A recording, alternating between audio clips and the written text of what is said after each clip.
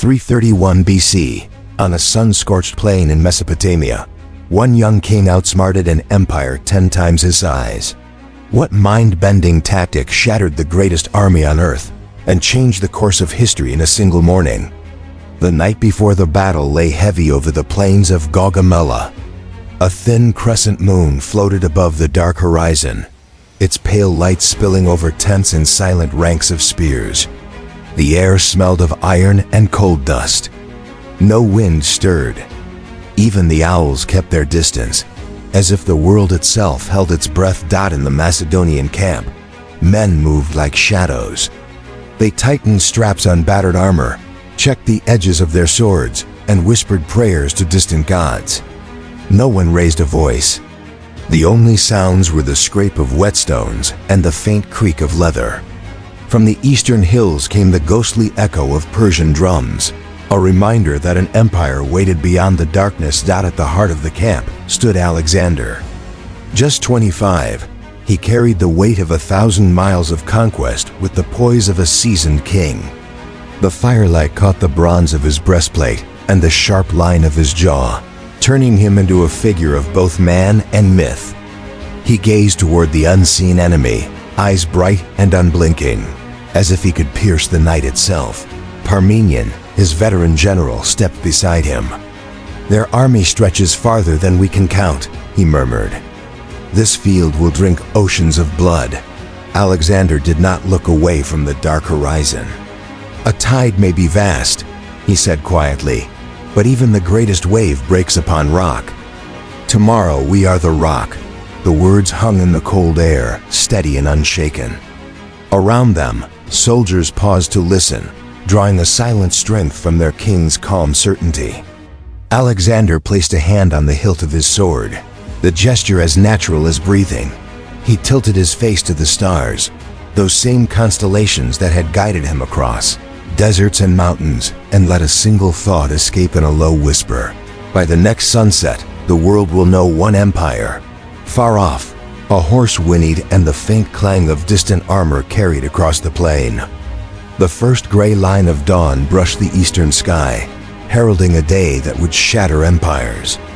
Alexander turned from the horizon, his voice cutting through the silence. "Rest now," he commanded, firm but calm. "At dawn we meet history." No one slept easily. The camp settled into a tense hush, every man aware that when the sun rose, the fate of nations would rise with it. Dawn crept closer, a pale rim of silver edging the black sky, yet Alexander remained awake.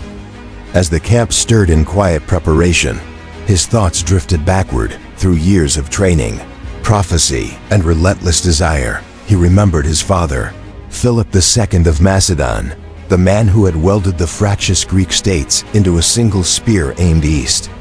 It was Philip who taught him that an empire was not merely land, but a vision. Philip who placed a tiny bronze sword in the boy's hands and said, "The world is larger than our borders, Alexander. Take it." When an assassin's blade struck Philip down, that vision passed to his son like a burning torch. Alexander had never let it dim. He studied with Aristotle, absorbing the wisdom of philosophy and the art of strategy. He rode Bucephalus, the black stallion no one else could tame, proving even as a youth that fear was a stranger to him. Each victory since the lightning strike at Granicus, the crushing triumph at Issus, had been a step toward a single destiny: to break the Persian Empire and unite the known world. Across the plain, Darius III also prepared for dawn. The great king of Persia stood amid a sea of banners and jeweled armor, his empire stretching from the Aegean to the Indus. His advisors boasted of numbers beyond counting, perhaps 200,000 men, elephants towering like moving fortresses, and war chariots with scythe blades meant to tear the Macedonian phalanx apart. Darius believed sheer magnitude would smother the upstart from the west. Alexander knew better. Strength alone never guaranteed victory. Discipline, speed, and the courage to strike first would decide the day. To him, Darius was not merely a rival king.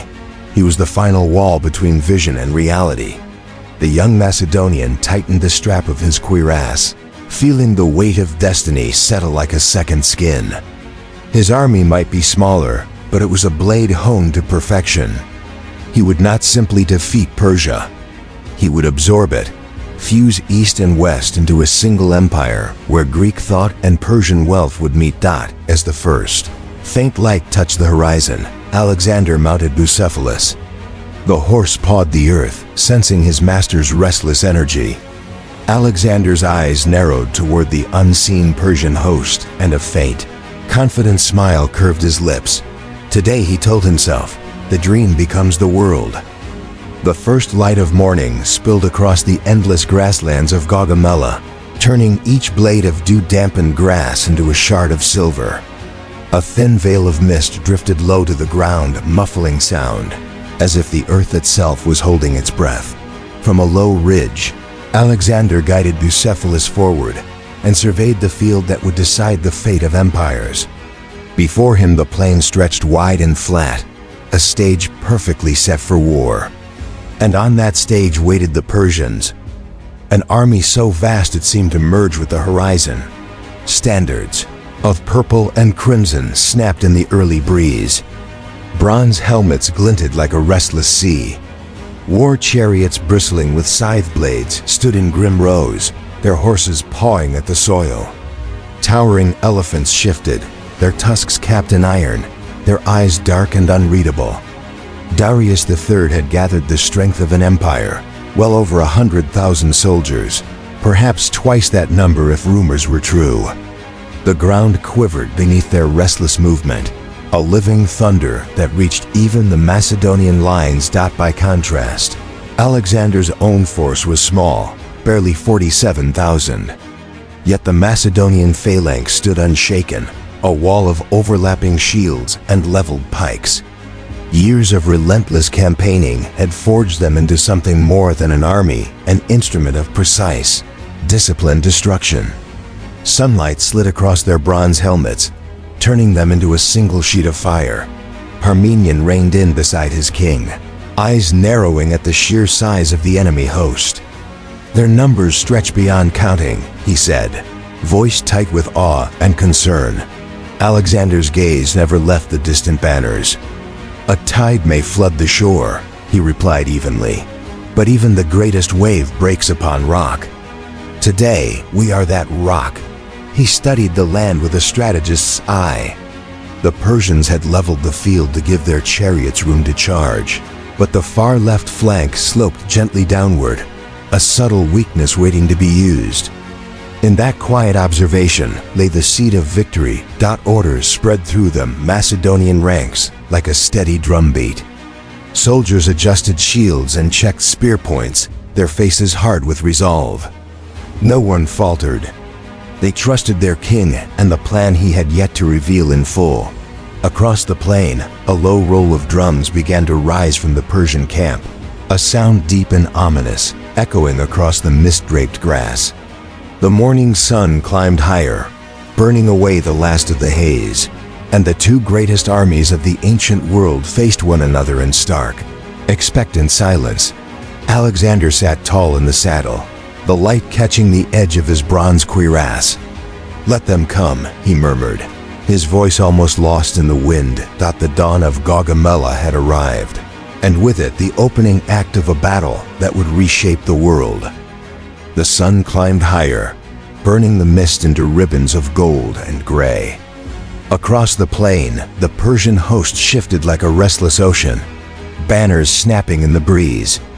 Alexander watched every movement with a predator's patience, his eyes narrowing to measure the distance, the angles, the faintest slope of earth beneath the enemy's feet.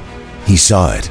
The Persians had flattened the field for their scythed chariots, but in their perfection lay weakness. The far left flank dipped ever so slightly, a subtle gradient invisible to most eyes. If he could draw the Persian cavalry toward that side, they would be stretched thin, their massive army forced to overextend. The heart of their formation would open like an unlocked gate. Alexander called his generals Parmenion, Craterus, Coenus into a tight circle. With a sweep of his hand, he traced lines in the dust, the battlefield taking shape beneath his fingers. "We advance diagonally to the right," he explained, voice low but sharp. "Their cavalry will chase our flank. When they break formation to follow, the center will weaken. That is when we strike companion cavalry through the gap, straight to Darius himself." Parmenion frowned, a soldier seasoned by decades of war. "We will expose our right," he warned. "If they do not take the bait, they will," Alexander cut in, eyes alight. "Darius cannot resist the lure of a weaker wing. He believes numbers win battles. We will show him speed and precision win empires." The plan flowed outward through the ranks like an electric current. Officers repeated the commands, men adjusted shields and spears, the entire army bending as one to its king's design. There was no fear, only the quiet tightening of resolve. Alexander swung into Bucephalus's saddle, bronze armor gleaming beneath the relentless sun. From his vantage, he studied the Persian lines once more, rows upon rows of spearmen, cavalry glittering with gold, the great chariots poised to slice through flesh and bone.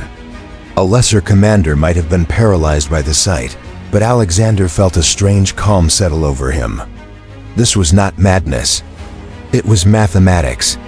Every man, every horse, every heartbeat of timing was a number in a grand equation only he could solve. He raised his spear, a silent signal. The phalanx tightened ranks. The companion cavalry shifted slightly right, an almost imperceptible drift across the plain. The first move of the game had begun. Far across the field, Persian horns answered with a brassy wail. The enemy was watching. And as Alexander had predicted, the great king's army began to mirror the motion, sliding to match the diagonal advance. A faint smile touched Alexander's lips.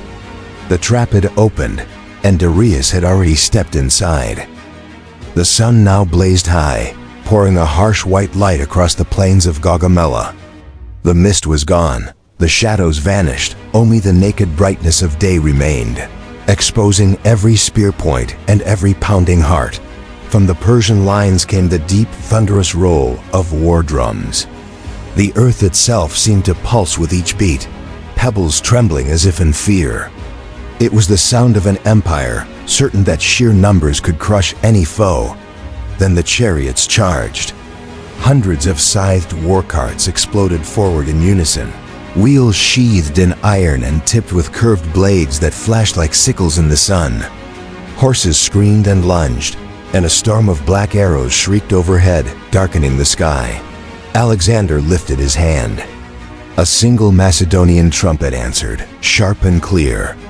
At once, the phalanx moved with perfect discipline, opening narrow lanes in the wall of shields, as if a giant door had swung ajar. The chariots, expecting solid ranks to shred, found only empty space. Now! Alexander's command cut through the din from both sides of the sudden corridors. Spearmen lunged, javelins flying, pikes thrusting like lightning. The war chariots faltered. Horses panicked, drivers were thrown, and iron wheels splintered as the deadly machines crashed into chaos. What Darius had meant as the killing stroke dissolved into a storm of wreckage and screams. The Persian drums beat on, but their rhythm sounded less like power now and more like desperation. Across the field, Macedonian soldiers slammed spears against shields, their metallic roar answering the drums with unshakable resolve. Alexander watched with a cold, steady gaze. He knew this was only the opening act.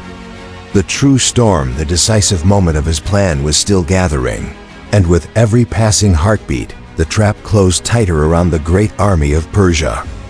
The battlefield trembled under the weight of thousands of men and beasts, yet Alexander remained poised, a single figure of calm amid the thunder. His companion cavalry, elite horsemen clad in bronze and deep blue cloaks, began a subtle drift to the right, just enough for trained eyes to notice, but too slight to seem deliberate. From his elevated chariot, Darius watched the movement with growing excitement. "The Macedonian right is yielding," one of his commanders said, pointing.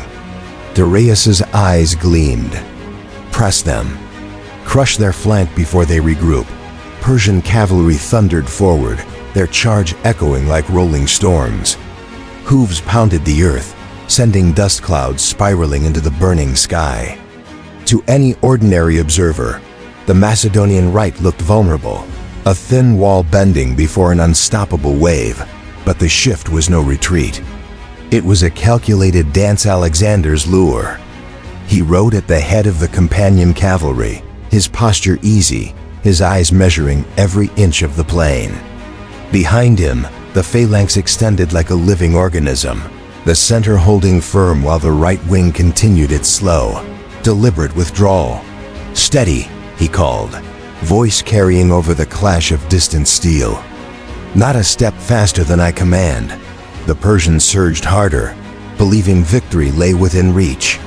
Their vast line began to stretch, their once solid center thinning as cavalry poured toward the Macedonian flank. What looked like triumph was, in truth, overextension. Parmenion, holding the Macedonian left, felt the growing pressure and sent a messenger galloping to Alexander. "The center is exposed," the young rider shouted. Alexander allowed himself a brief smile. Exactly as planned, the sun glared off countless weapons, heat shimmering above the trampled grass. Dust choked the air, mixing with the metallic tang of sweat and fear.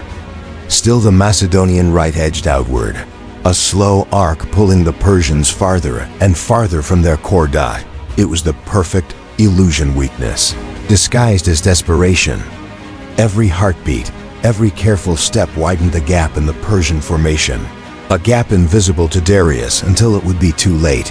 Alexander tightened his grip on the reins and raised his spear to signal the next phase. "Their heart is open," he murmured to his companions. "Soon we strike where the empire bleeds." The trap had sprung. Alexander wheeled Bucephalus hard to the left, eyes locked on the widening gap in the Persian line. Dust boiled around him as the companion cavalry pivoted with razor precision, forming a glittering wedge of bronze and steel. "Companions forward." He roared, the words sharp as a blade. A single trumpet blast pierced the cacophony of the battlefield. The wedge surged ahead, hooves drumming like thunder, lances leveled in perfect alignment. Sunlight danced on spear tips, turning them into a storm of silver lightning aimed at the very heart of Darius's army. Persian soldiers barely had time to react. Their cavalry, lured too far to the Macedonian right, could not swing back fast enough. The once solid center now gaped open like a wound. Alexander drove into it with the force of a hammer striking iron. The first clash was a shockwave splintering wood, the screech of metal on bronze, the cries of men and horses. Spears punched through shields, lances shattered against armor.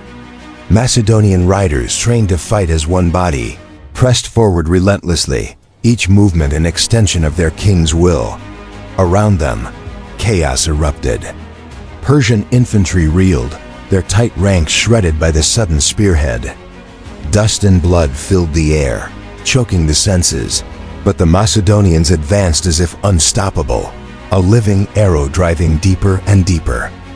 Alexander fought at the very front, his bronze helmet gleaming, spear thrusting with deadly precision.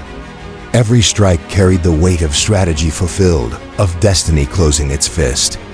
He saw the royal chariot in the distance, a flash of gold and purple amid the turmoil.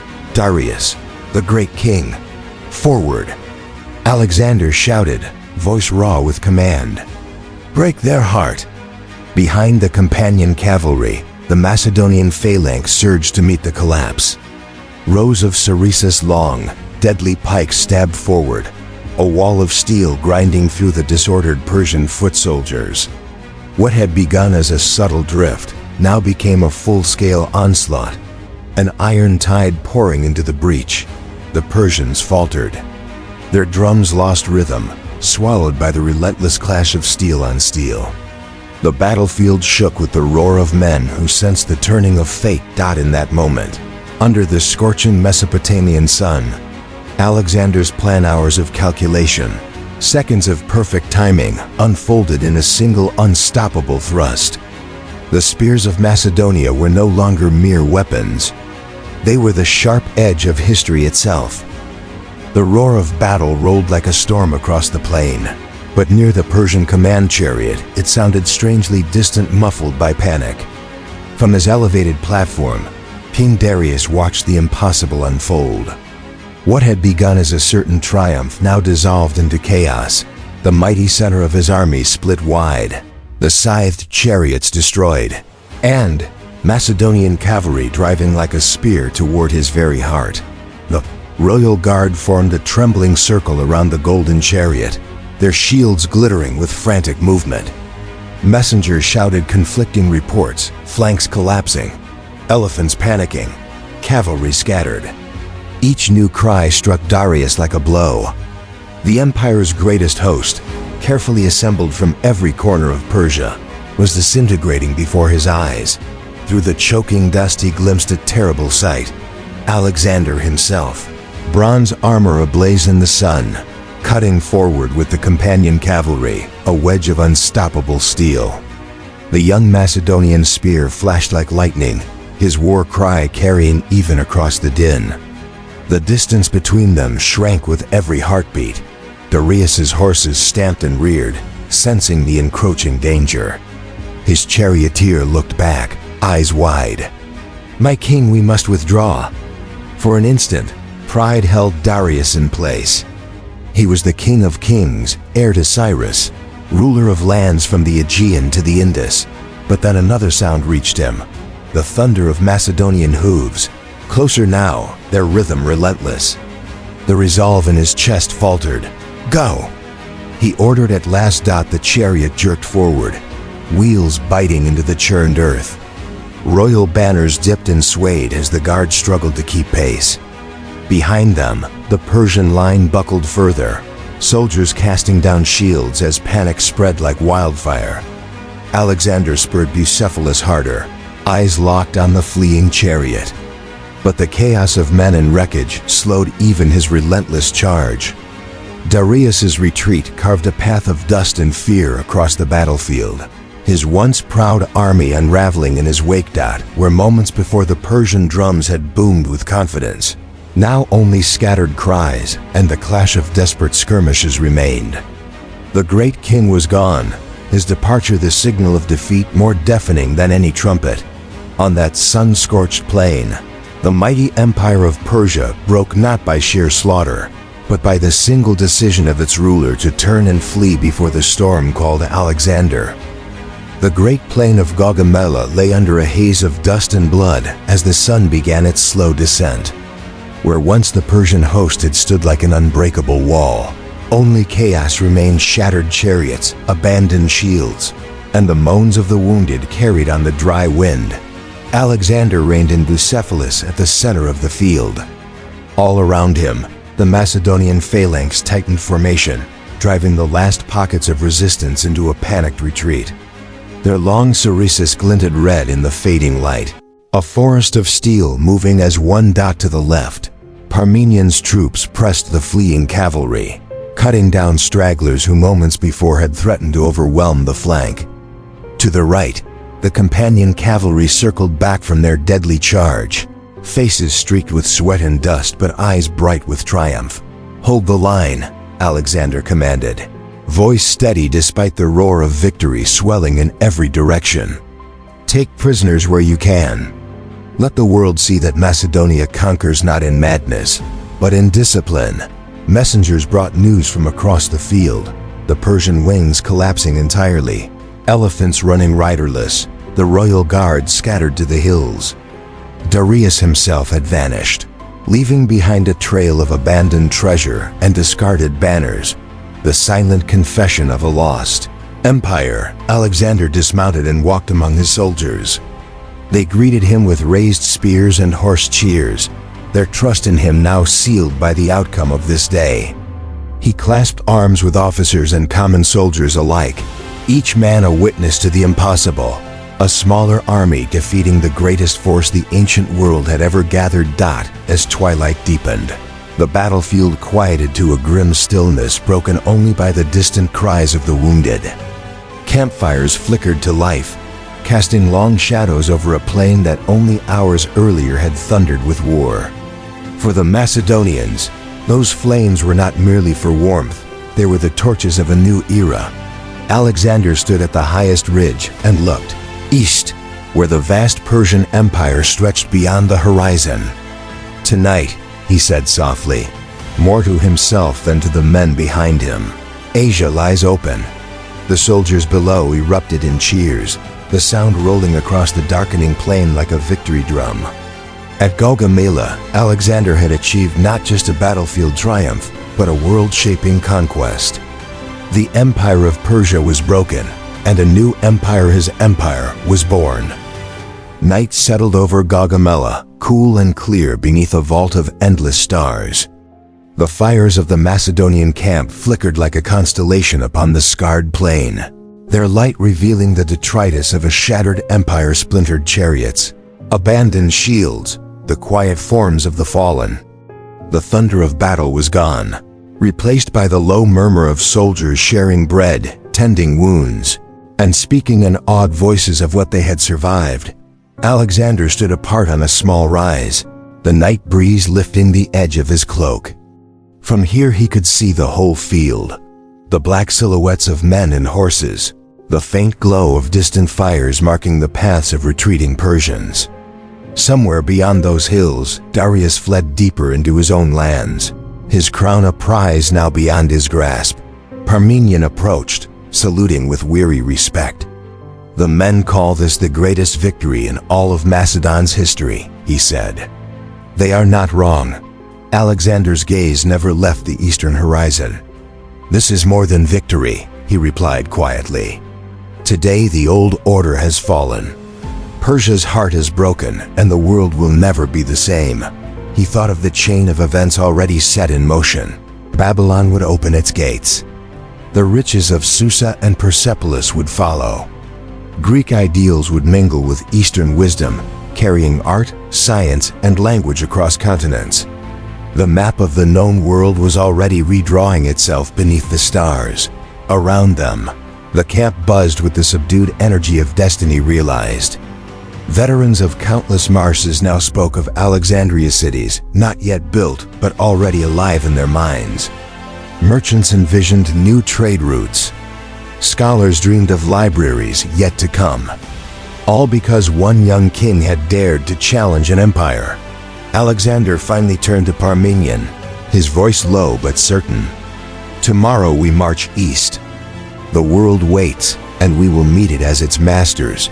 A hush seemed to settle over the plain, as if even the night listened.